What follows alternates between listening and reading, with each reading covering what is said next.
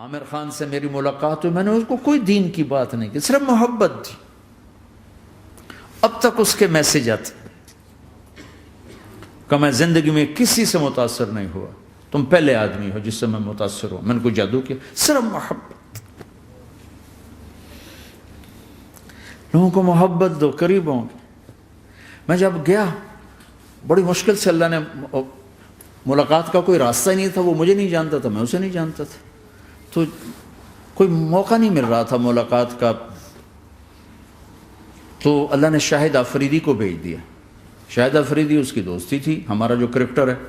میں نے اس سے فون پر کہا یار میری ملاقات تو کرا. اس نے ملاقات کروائی. تو اس نے مجھے کہا آدھا گھنٹہ ہے، آدھا گھنٹہ. جب میں پہنچا میکسیمم پونا گھنٹہ. میں کہا ٹھیک.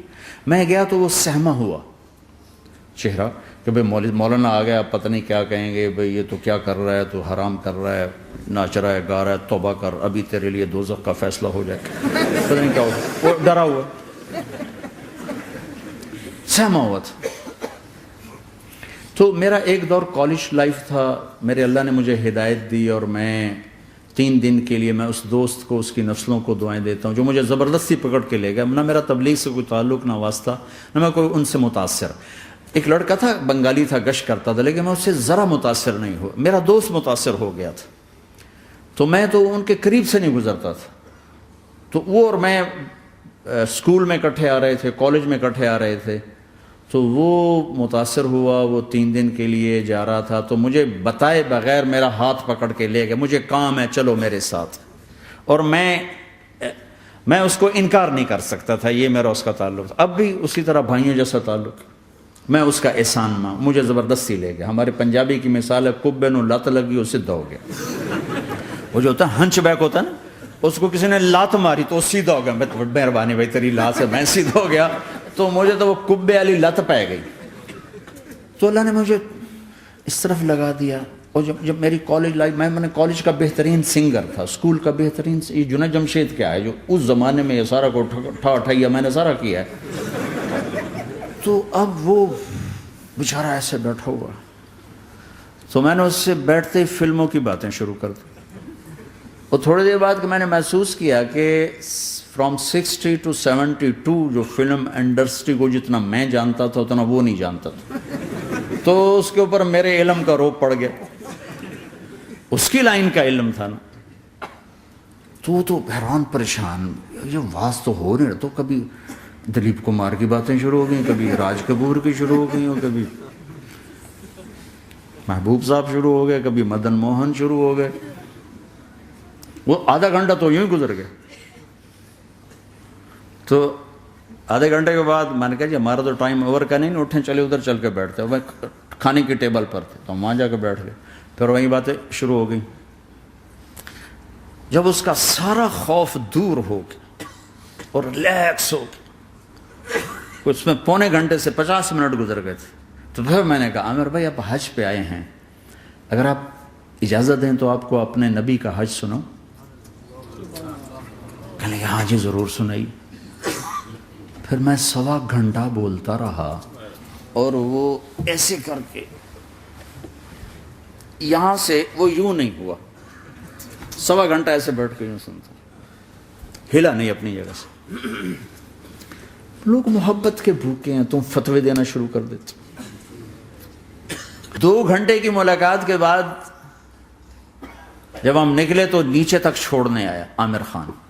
حج کے بعد میں نے کہا ایک ملاقات اور ہو جائے گا، ضرور ہوگی. پھر اس کا میسج آیا کہ میں مدینے چلا گیا ہوں، معذرت چاہتا ہوں. میں نے کہا میں مدینے آ جاؤں گا. میں مدینے پہلے ہو آیا تھا حج سے پہلے. تو اس نے کہا کہ آپ 14 تاریخ کو آ جائیں، 4 سے 6 کا ٹائم میں نے آپ کے لیے رکھا ہے. تو میں جنید اور ایک اور ساتھی ہم دوبارہ وہاں چلے. 4 بجے 4:15 ہم اس کے ساتھ ہماری سٹنگ شروع ہوئی.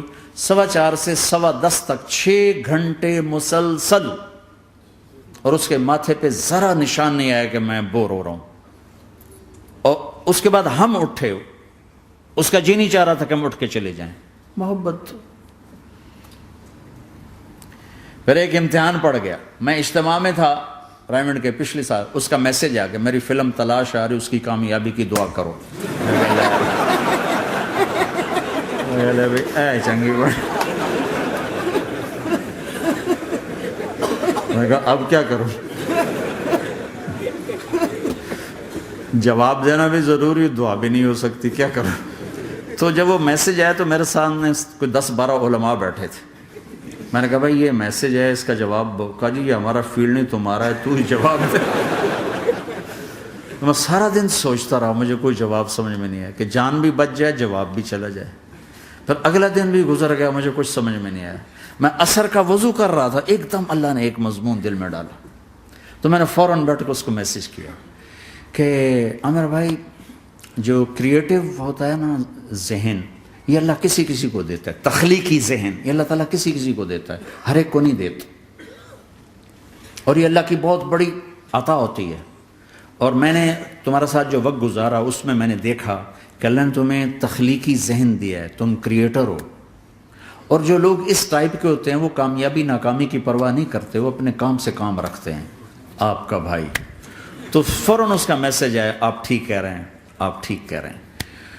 بات ہو گئی. پھر میں تھا ہانگ کانگ، میں نے وہاں سے اس کو میسج کیا. دیکھو کسی مصروف آدمی کو براہ راست فون نہ کیا کرو، میسج کیا کرو کہ میں آپ کو فون کر سکتا ہوں، چونکہ میں اس کا بہت ستایا ہوا، بہت ستایا.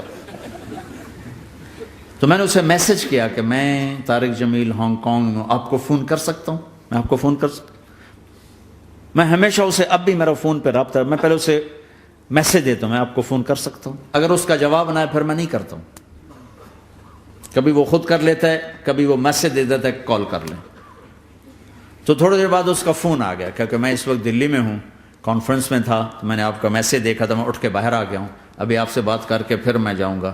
تو اسے باتیں کرتے کرتے کہنے لگا آپ کی دعا سے میری فلم کامیاب ہو گئی. میں کہا یا اللہ میں کوئی نہیں کی تھی تینوں.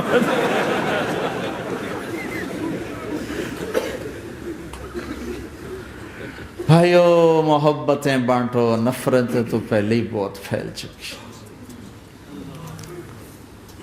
نشہ پلا کے گرانا تو سب کو آتا ہے، مزہ تو تب ہے کہ گرتے کو تھام لے ساتھ.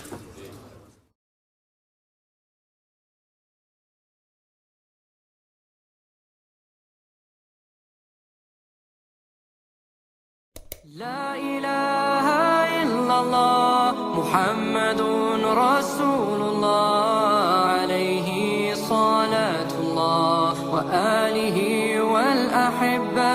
لا إله إلا الله محمد رسول الله عليه صلاة الله وآله